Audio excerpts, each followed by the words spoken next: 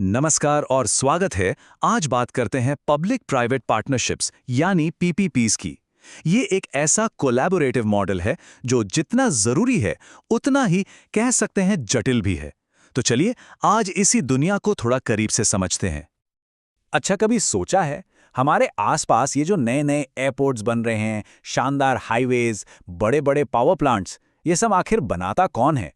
मतलब इन सब के लिए पैसा वो कहाँ से आता है? ये एक बहुत ही बुनियादी सवाल है और यकीन मानिए इसी सवाल के जवाब में पीपीपी मॉडल की पूरी कहानी छिपी है। तो देखिए मसला ये है, एक तरफ है सरकार का बड़ा सपना कि देश में मॉडर्न सड़कें हों, पोर्ट्स हों, बढ़िया पावर ग्रिड हो, और दूसरी तरफ है एक हकीकत, और वो हकीकत है एक लिमिटेड बजट।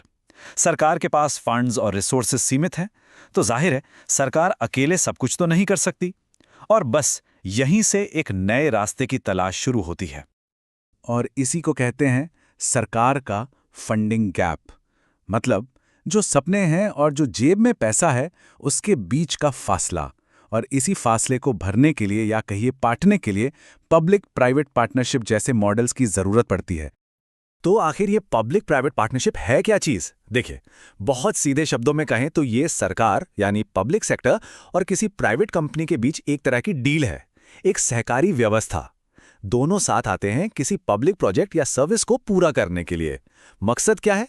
मकसद ये है कि सरकार पर पैसे का बोझ कम हो और काम भी तेजी से और ज्यादा कुशलता से हो पाए। ठीक है, तो ये तो समझ आ गया कि पीपीपी क्या है, पर सवाल ये है कि ये साझेदारियां असल में काम कैसे करती हैं। चलिए अब इसके काम करने के तरीके को थोड़ा गहराई से देखते हैं। किसी भी पीपीपी की कुछ खास बातें होती हैं।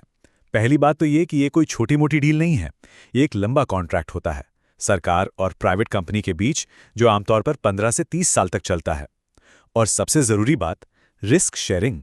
मतलब प्रोजेक्ट में जो भी फाइनेंशियल या ऑपरेशनल जोखिम है वो दोनों पार्टनर्स के बीच बांटे जाते हैं।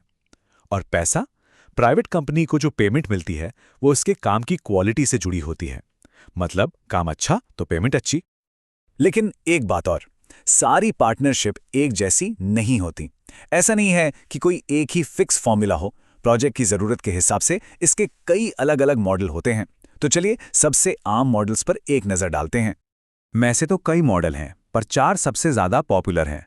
सबसे पहले है बीओटी यानी बिल्ड ऑपरेट ट्रांसफर।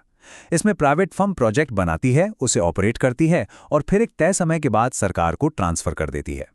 फिर आता है BOT build own operate transfer, जो बीओटी जैसा ही है, बस इसमें कॉन्ट्रैक्ट के दौरान प्रोजेक्ट की मालिक प्राइवेट फर्म होती है।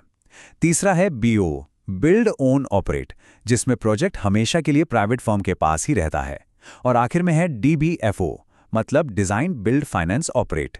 इसमें तो डिजाइन से लेकर फाइनेंस और ऑपरेशन तक सब कुछ प्राइवेट पार्टनर ही संभालता है। तो देखा जा सकता है कि मेन फर्क ओनरशिप और जिम्मेदारियों का है।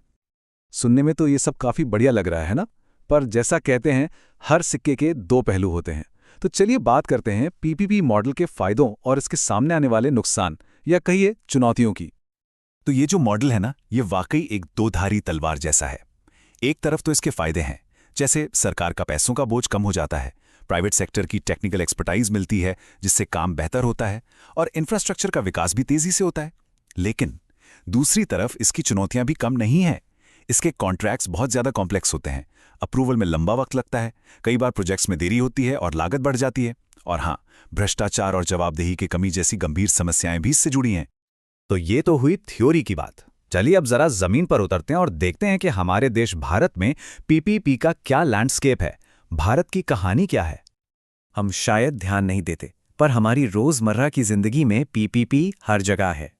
जिन नेशनल हाईवेज पर हम चलते हैं, दिल्ली और मुंबई जैसे बड़े एयरपोर्ट्स, बड़े बड़े पोर्ट्स और पावर प्रोजेक्ट्स, ये सब पीपीपी की ही देन है। यहाँ तक कि हेल्थ और एजुकेशन सेक्टर में भी अब ये मॉडल इस्तेमाल हो रहा है।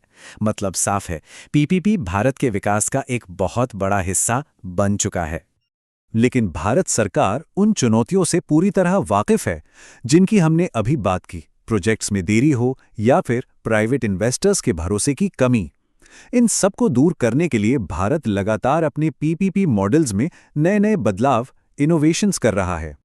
40%, 40%, ये जो नंबर है ये बहुत मायने रखता है। पर आखिर ये है क्या? इसका क्या मतलब है? ये 40% ये सरकार की हिस्सेदारी है एक नए मॉडल में, जिसे कहते हैं हाइब्रिड एन्युइटी मॉडल या हैम। ये खासतौर पर रोड प्रोजेक्ट्स के लिए बनाया गया है। इसमें होता ये है कि प्रोजेक्ट की 40% फंडिंग सरकार करती है। अब इससे क्या होता है? इससे प्राइवेट डेवलपर्स का रिस्क बहुत कम हो जाता है और वो इन्वेस्ट करने के लिए आगे आते हैं। ये वाकई एक गेम चेंजर सुधार है। और भारत में पीपीपी को गाइड करने के लिए एक पूरा सिस्टम है, जैसे डिपार्टमेंट ऑफ इकोनॉमिक अफेयर्स यानी DEA जो पॉलिसी बनाता है। फिर है पीपीपी अप्रेजल कमेटी जो बड़े प्रोजेक्ट्स को अप्रूवल देती है।